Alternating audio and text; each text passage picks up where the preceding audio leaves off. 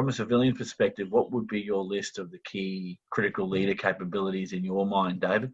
Well, I listed two before, and I would start them in that particular priority order, is that selflessness and self-awareness. Ben made a very intelligent link to that vulnerability as well. I think they're intrinsically linked. I think one thing that is talked about but not delivered very well across the board, both in the military and the civilian world, is the use of empathy. And I done a lot of reading and watching in my time, and there was a gentleman by the name of Robert McNamara, and he was the Secretary of Defense through the Cuban Missile Crisis and the Vietnam War. He was also the CEO of Ford at one point. He saved Ford in two years from receivership. He went on and did amazing, incredible things. He's probably one of the smartest men of the previous century. And he made a documentary at the age of 83. He died at 87. And he put it together and said, look, these are my lessons of life from everything that I went through, this crazy life. And one of the things was rationality alone will not save us. And the second thing was empathy, empathize with your enemy. Now, empathize with your enemy is contextual to a military context, but it's empathize with everyone is probably the spin of that. When you can pull your ego out of an equation, pull some of your bias and your subjectivity out and your emotion and actually go, what is it about this person that makes them tick? What is it that inspires this person? What is it about? Why are they here in the first place? And you actually stop trying to talk and you start trying to listen. Then you start to learn about people in a completely different frame of reference. And I think that skill, that ability to just shut up when it's time to shut up and just listen, and listen to the person whose lips are moving, not the voice inside your head waiting to respond. That ability to just listen and learn about someone is a super weapon in today's context when everyone is getting blasted with information. The person who's the quiet one who sits there and learns and meticulously understands the context and the situation and then chimes in at the end and goes, hey, look, from what I understand, you're coming from this perspective, you're attacking from this angle, da-da-da-da-da. Could I put my own spin on it and bring it all together? That ability is rare. It is so rare today to be able to do that. And it's all about slowing it down at the right time. So I would put empathize, influence in that regard by listening in order to learn. And then the final one would be linking strategy to operations. Everyone's so niche these days in what they do that they have forgotten that generalist fundamental ability of leaders to link people from the bottom at the top and from laterally, from left to right, and make context of things. Because as we've all experienced, no doubt, and people will have all these images pop in their head when I say this, that feeling of why is that team doing that? That team is shit, we're good. That kind of narrative. That shows a lack of leadership in explaining the context of what every team is doing. And everyone always wants to kind of out-victim everyone else. A good leader will wind that right back and go, no. That Team C has been doing late nights, early mornings, trying to pull together a capability for a separate project that we won't even see the benefits of for 6 months from now. So kudos to them. Like, stop ragging on them because that's easy. It's cheap. And it's weak leadership. Stop. We're better than that. Let's go get them a round of beers because they've worked bloody hard to achieve what they've done. That ability to reunite groups is a rare trait in today's world. So that'd be my answers. David, I think that is an exceptional list. And in particular, that point you made about empathy and getting to know. And there's a point you made about understanding how someone ticks.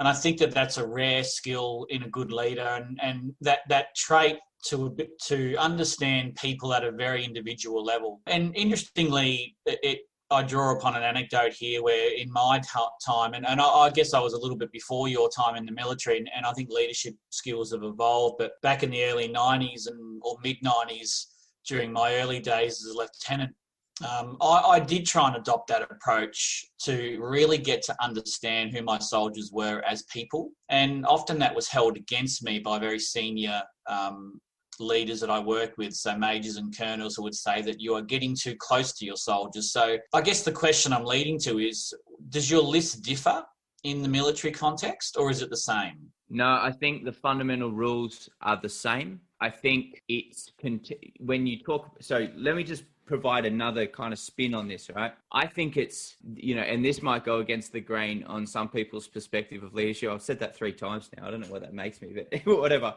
We're going with it. I think it's inherently easier to lead in conflict. I think it is easier because you have people who are singularly focused on the task because they want the problem to stop. There's this sense of panic and urgency and adrenaline where they're like, we just got to fix this thing, or we're stuffed. The business will go under, we'll lose all our jobs, whatever it is. In the military context, we want the metal to stop flying around us. We want that to stop. So we're going to all focus. I don't care if I don't like Bill, Harry, and Tim. We're just going to rock solid and we'll work as a team to win this because we have to, or we're all going to die. So in conflict, I feel it is a lot easier to keep people focused, and you do have the influence you need to get the job done. It's when everything's run of the mill, business as usual, day in the life of, that things become inherently harder.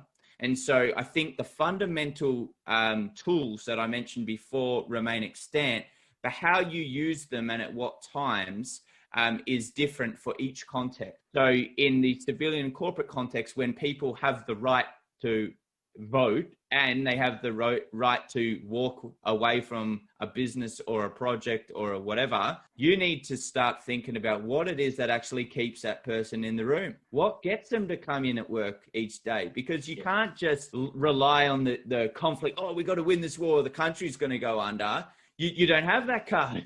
You've got, it doesn't exist. You need to find another tool. So I think it's different for each context. And I would say, while we in the current COVID context, I would provide an air of caution to some businesses. Many leaders and managers right now would have been gelled with the thrust of power and presence that they might not have had previously because of the fear of COVID. Now that is starting to dwindle in certain areas, bit by bit by bit, do not keep your teams and your companies in a state of crisis, because it has a long-term effect. And we've seen that on soldiers, and we've seen that on, emergency service personnel. I'm a director of Trojan's Trek. I've seen the back end of what happens to people with mental injuries as a result of keeping them in crisis. You are now in that spot, and you need to wind it back if there is scope to do it, because people can't sustain it. And so that would be my answer, is that the rules are the same, the context is different, and how you use the tools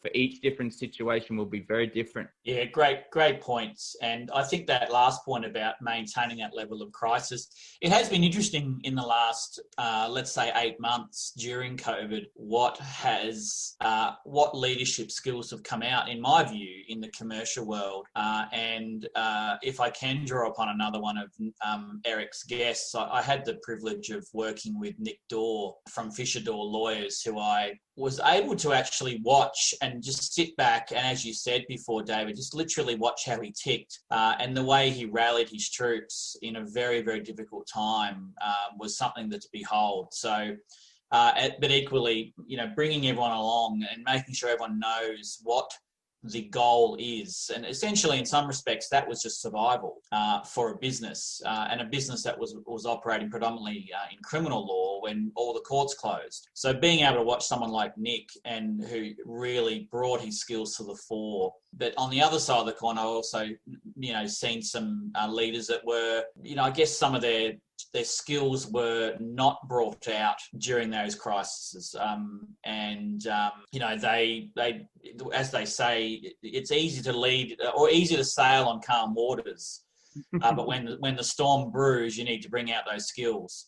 And unfortunately, there were some examples that I saw where people reverted to fairly unfortunate decision-making. And I think that your point there, we need to sustain a high level of alertness, but equally, you've got to get people back on the straight and narrow. In my role, for example, I'm in a very different position in that, like you guys, you're in the consulting world. I'm a one-person office working for not-for-profit as an advocate, and I'm surrounded by volunteers that give up inordinate amounts of their time to run the place and don't get a dime for doing that, but they do that for the collective good of an industry. And I've seen it play what you're talking about, because as a leader nominally in the role that I'm in, to get people to do what I need them to do to help me to make real the projects and the advocacy positions we need to make, they need to be in some ways compliant with what I need, but they're under no obligation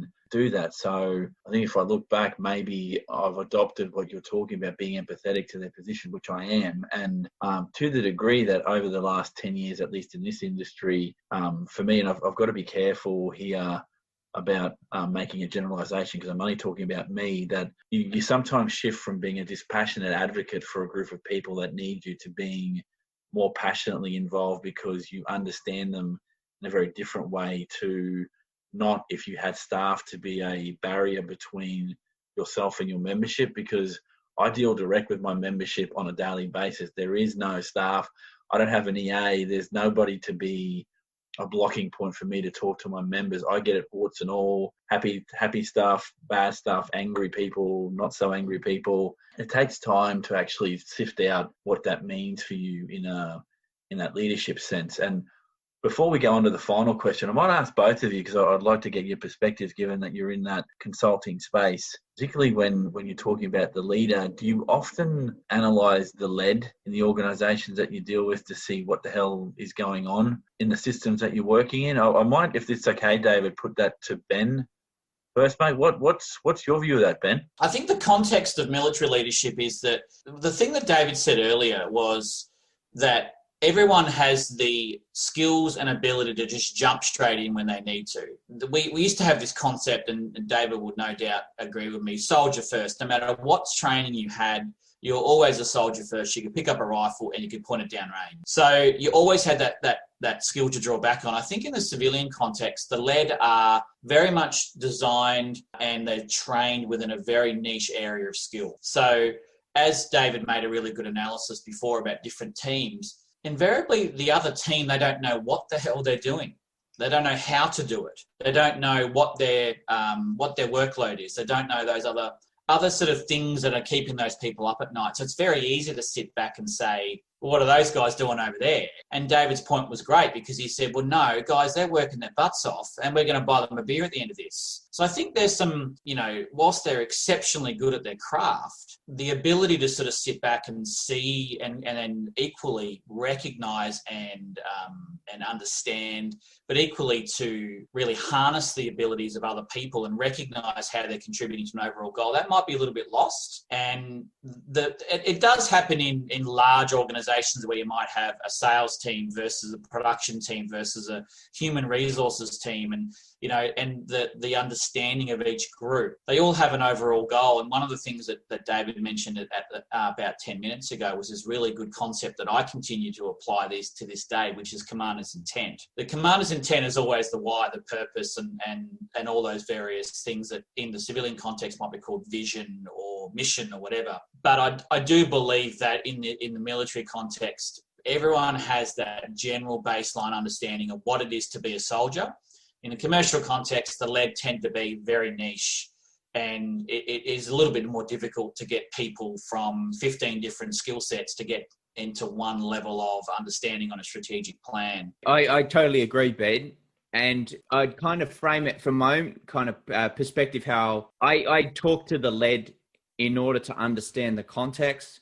It's easy to judge people without context. And if you ever need an example to prove that, all you need to do is go into, an organization and see someone who's just replaced someone else, particularly someone in a middle level management position, and whatever the other person did made no sense, and it was stupid and it was dumb, and it was irrelevant and it was a waste of time. It made sense at the time. People don't get up each day deliberately trying to make stupid decisions. They don't do that. I've never met someone who wakes up and goes, I'm going to stuff up everything today. They don't do that. What they do is they have the context at that time, at that place, with the resources that they had available to them in the leadership that was surrounded with them at that time, and they made the best decision that they could. And you have to give them that benefit of the doubt. And unless you were in those shoes, you don't know. You don't know. It's assumptions. And when assumptions are great for planning, if you use them correctly, but they're terrible for people. They never work for people. Stop assuming about people. So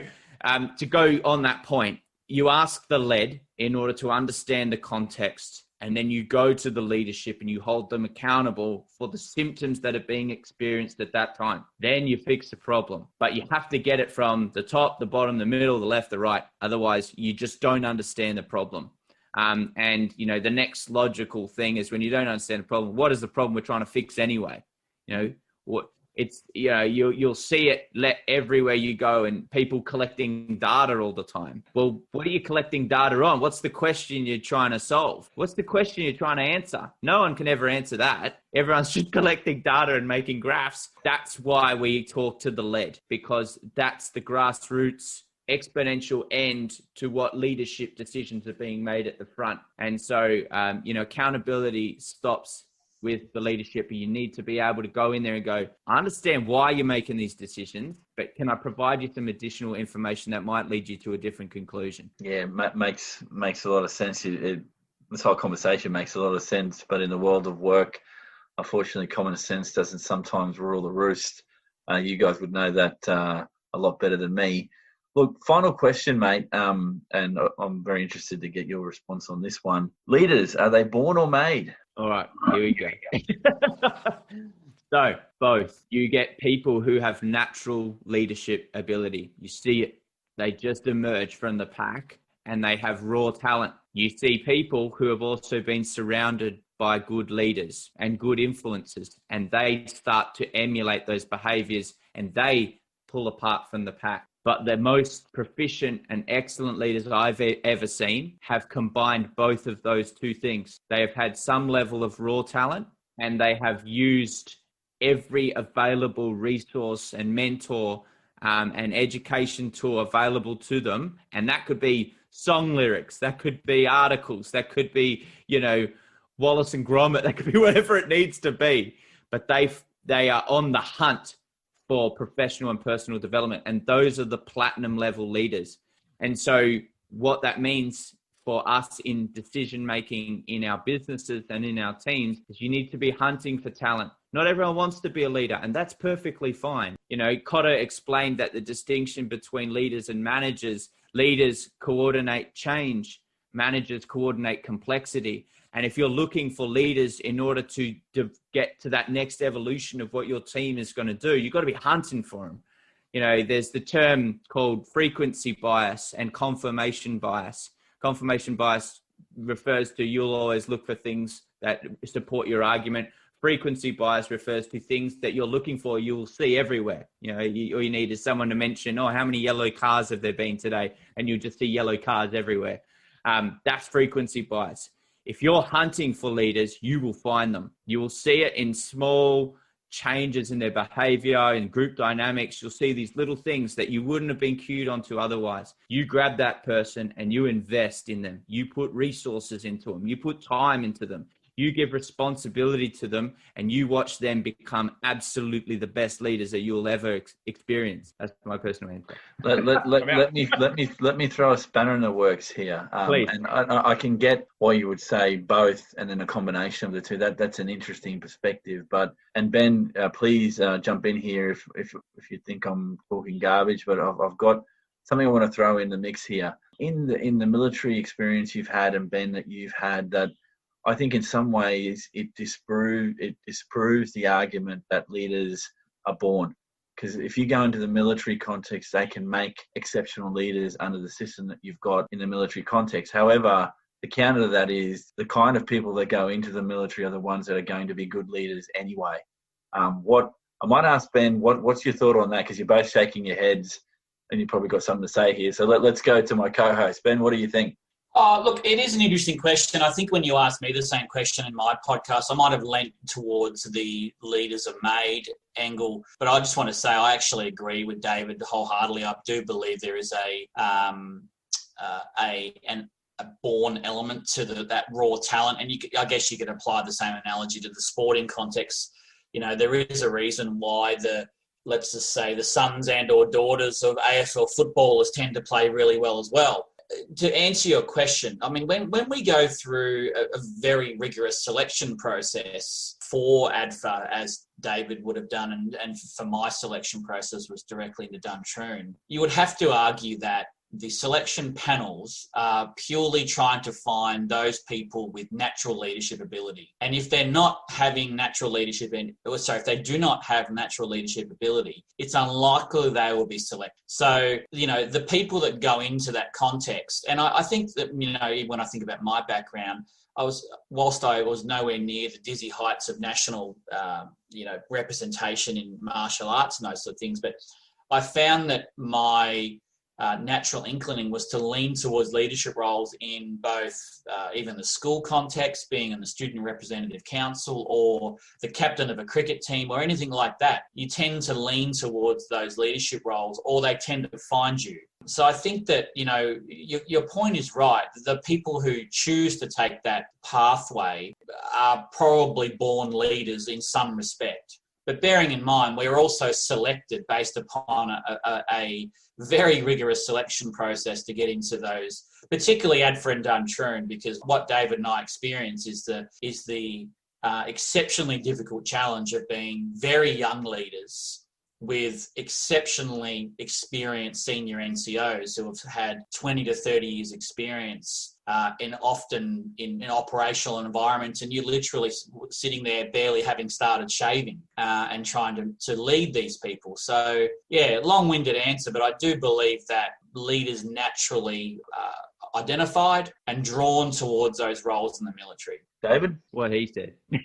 Okay, cool. Yeah, well, so the distinguishing feature to reinforce the point that Ben's making is all high-performing teams have an element of selection. All of them. Every single highest-performing team in the world has had filter after filter after filter that has removed people out of the data pool, out of the group. And what you have left is then a critical mass of humans that then you invest resources into. On face value, people think that, all the people within the military are led, but man, to get in was a nightmare. To get in was like an 18-month process for me, going to officer selection boards, writing essays, writing documents, like standing and trying to how do you cross the lava river? Here's your bib, you're number 8. Like, I don't know about you, but it was like, Ben, I hope I see you smiling because you probably went through this thing as well. But to get in was like, I'm guessing was probably 10% of the people that applied,